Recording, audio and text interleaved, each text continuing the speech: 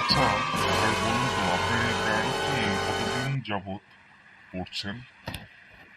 আমি একটু জানতে চাচ্ছিলাম আপনার প্যান্টটা কতদিন যাবত পরছেন আপনি? এই তো 1 বছর যাবত পরছি। 1 বছর? ঠিক আছে, তাহলে ফেলে দাও। না, এটা কেন ফেলে দিব 1 বছর পরে? আমার বউ এই প্যান্টটাকে কেটে আমার ছেলের সাইজে বানিয়ে দেয়। এরপর থেকে আমার ছেলে পরে, মোটামুটি আরো 1 বছর তো চলবে এই প্যান্টটাই। তারপর নিশ্চয়ই ফেলে দাও। পাগল নাকি?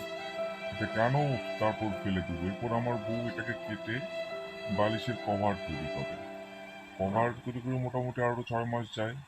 6 মাস পরে এটা যখন কভারটা নষ্ট হয়ে যায়, তখন এটা ঘর মোছুনি বানায়। তখন ঘর মুছতে মোটামুটি 6 মাস চলে যায়। ঘর মোছবার পর তার কিছুই থাকে না, এরপর তো ফেলে দেন। ধুর বাপু, এটা কেন ঘর মুছবার পর সেটা ফেলে দিব?